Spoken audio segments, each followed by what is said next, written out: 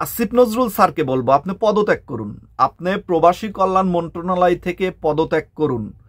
এখন পর্যন্ত প্রবাসীদের নিয়ে উল্লেখযোগ্য কোনো কাজ আপনারা করতে পারেননি। কেন পারেননি? কারণ একজন মানুষের পক্ষে একাধিক মন্ত্রণালয় সামলানো সম্ভব না। প্রবাসী কল্যাণ মন্ত্রণালয় বর্তমান বাংলাদেশের প্রেক্ষাপট অনুযায়ী খুবই গুরুত্বপূর্ণ মন্ত্রণালয়।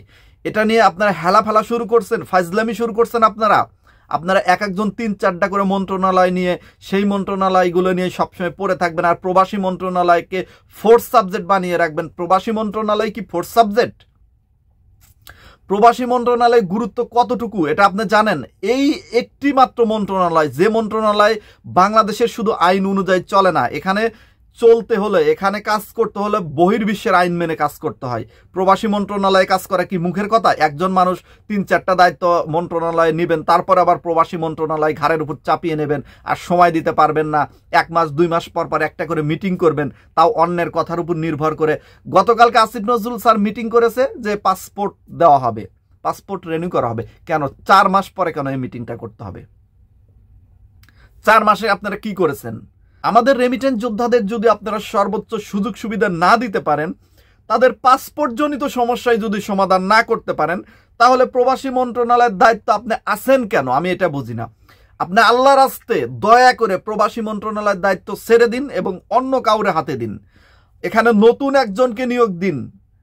আমি সরকারের কাছে অনুরোধ করব, ডক্টর ইউনূস সরকারের কাছে অনুরোধ করব, এখন পর্যন্ত প্রবাসীরা আপনার উপর আস্থা রেখেছে, আস্থা রাখতে চাই, তাই অবশ্যই দয়া করে আসিফ নজরুলকে এখান থেকে সরিয়ে প্রবাসীদের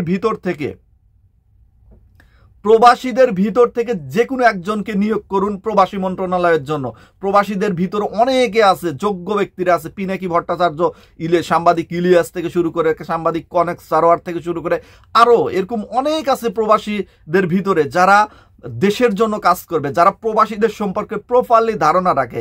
প্রবাসীদের জন্য কি করতে হবে, কোথায় কাজ করতে হবে, কিভাবে তাদের দাবিগুলো মানতে হবে, কিভাবে রেমিটেন্স বৃদ্ধি করতে হবে, আনতে হবে, অবৈধ প্রবাসীদের কিভাবে বৈধ করতে হবে, এবং কিভাবে প্রবাসীদেরকে কনভিন্স করে প্রবাসী মন্ত্রণালয়ের কাজগুলো আদায় করে নিতে হবে। প্রত্যেকটা বিষয় তারা গুরুত্বপূর্ণ সহকারে কাজ করবে এবং তারা এই বিষয়টি নিয়ে কিন্তু ভালোভাবেই জানে। তাই অবশ্যই আসিফ নজরুল স্যারকে সরিয়ে যে কোনো একজনকে প্রবাসী থেকে নিয়োগ দিন প্রবাসী মন্ত্রণালয়। শুধু একটা মন্ত্রণালয় দেবেন। প্রবাসী মন্ত্রণালয়ে যে ব্যক্তি দায়িত্ব পালন করবে, তিনি যেন প্রপারলি সকালে ঘুম থেকে উঠে রাতের ঘুমানোর আগ পর্যন্ত প্রবাসী কল্যাণ মন্ত্রণালয় নিয়ে যেন তিনি ভাবতে পারেন এবং প্রবাসীদের জন্য কিভাবে কাজ করতে হয় এটা যেন চিন্তা ভাবনা করে সিদ্ধান্ত নিতে পারেন। ফাইজলামি শুরু করছেন আপনারা। প্রবাসী মন্ত্রণালয় গুরুত্বপূর্ণ একটা মন্ত্রণালয়। বাংলাদেশের অর্থনীতি টিকিয়ে রাখছে যে প্রবাসীদের, সেই প্রবাসীদের আপনারা অবমূল্যায়ন করছেন। সামান্য পাসপোর্ট নিয়ে হাজার হাজার প্রবাসীর সমস্যা, হাজার হাজার প্রবাসী তাদের সমস্যাগুলো বারবার জানাচ্ছে। আমার কাছে অনেক ভাই ও বোনেরা ফোন দিয়েছে, তারা ফোন দিয়ে বলতেছে আমাদের পাসপোর্ট মেয়াদ শেষ হয়ে গেছে, এখন পর্যন্ত আমরা পাসপোর্ট পাচ্ছি না, আমরা নতুন করে আকামা লাগাবো, সেই মেয়াদ কিন্তু আমাদের শেষ হয়ে যাচ্ছে, আমরা অবৈধ হয়ে যাব। এই যে একটা আশঙ্কা, এই যে একটা সমস্যা, এই সমস্যা কি আপনাদের সমস্যা মনে হয় না? ফাইজলামি শুরু করছেন। প্রবাসীদের দাবিগুলো আপনারা মেনে নিতে পারছেন না, আবার প্রবাসীদের যে পাসপোর্ট জনিত সমস্যা এটা পূরণ করতে আপনাদের 3-4 মাস সময় লাগে।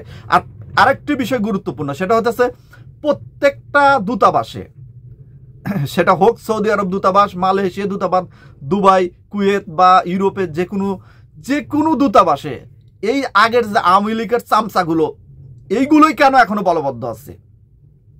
আপনারা কেন এখনো নতুন নিয়োগ দিতে পারলেন না? কেন আপনারা এই বিষয়গুলো চেঞ্জ করতে পারলেন না? এখন পর্যন্ত সেই আওয়ামী লীগের যে দুর্নীতিবাজ, দুর্নীতিগ্রস্ত যে লোকগুলো দূতাবাসে চাকরি করতো সরকারি, তারাই আছে। তাদেরকে এখান থেকে সরিয়ে অন্য কাজে দেওয়া যায় না? তাদের চাকরি খেয়ে দিতে হবে, বিষয়টা এটা বলি নেই, কিন্তু তারা যে যোগ্য না সেটা তো প্রমাণ হয়ে গেছে বিগত 16 বছর। নতুন করে তার প্রমাণ করার দরকার নাই। আপনারা নতুন সরকার এসেছেন, নতুনভাবে নিয়োগ দিয়ে নতুন নতুন জায়গাগুলোতে পূরণ করে দিন এবং তাদেরকে সরিয়ে অন্য দায়িত্ব দিয়ে দিন, তাহলে যদি কাজ হয়। আপনারা কি আশা করেন যে এই যে আওয়ামী লীগের আমলের যারা দুর্নীতিগ্রস্ত, দুর্নীতিবাজ এই অফিসারদের রেখে আপনারা সুন্দরভাবে ফলাফল পাবেন? আপনারা ওখান থেকে হুকুম দিবেন একরকম, এরা ভিতর করবে আর একরকম। আপনারা এখন পর্যন্ত উপলব্ধি করতে পারছেন না, আপনারা জানেন না, পারবেন কিভাবে? আপনারা এক একজন 5-6টা মন্ত্রণালয়ের দায়িত্ব নিয়ে আসেন, ফাইজলামি শুরু করছেন, প্রবাসী মন্ত্রণালয়ের দিকে খোঁজ খবর নিতে পারেন না, গুরুত্বই দিতে পারেন না। আপনি কেন প্রবাসী মন্ত্রণালয়ের দায়িত্ব নিয়ে বসে আছেন? আমি আপনার উপর শ্রদ্ধা রেখেই বলছি, আপনি এই জায়গা থেকে পদত্যাগ করুন। যদি কাজ প্রপারলি করতে না পারেন, প্রপারলি যে কাজ করতে পারতেছেন না, এর ব্যর্থতা অনেক। আপনাদের ব্যর্থতা নিয়ে কথা বললে 10 মিনিট ব্যর্থতাই বলে শেষ করা যাবে না। তো ব্যর্থতার বিষয়ে আর এত কিছু বলতে চাচ্ছি না। আমাদের প্রবাসীদের দাবি, আপনি পদত্যাগ করুন, প্রবাসী মন্ত্রণালয় থেকে পদত্যাগ করে নতুন কাউকে এখানে দায়িত্ব দিন, এবং অবশ্যই প্রবাসীদের ভিতর থেকে দায়িত্ব দিতে হবে, এবং প্রবাসীদের চয়েস অনুযায়ী প্রবাসী মন্ত্রণালয়ে কাউকে দায়িত্ব দিন। ডক্টর ইউনূস সরকারের প্রতি অনুরোধ রইল, যদি এই কাজটা না করতে পারেন, সামনে কিন্তু আপনাদের জন্য বিপদ আছে। প্রবাসীরা যদি খেপে যায়, প্রবাসীদের যদি ধৈর্যের বাঁধ ভেঙে ফেলেন, সেই ক্ষেত্রে কিন্তু আপনাদের কপালে দুঃখ আছে। চারদিক থেকে দেখা যাচ্ছে প্রবাসী মন্ত্রণালয়ে চরমভাবে ব্যর্থতা প্রমাণ করতেছে। কোনো একটা দূতাবাসে গেলে সুন্দরভাবে সেবা পাচ্ছে না। ছোট ছোট দেশ, এই ভুটান, এই নেপাল, তাদের দূতাবাসে গেলে 10 থেকে 15 দিনের ভিতরে পাসপোর্ট দিয়ে দেয়, আর আমাদের দূতাবাসে গেলে 3 থেকে 4 মাস, 6 মাসও পাসপোর্ট পাওয়া যায় না।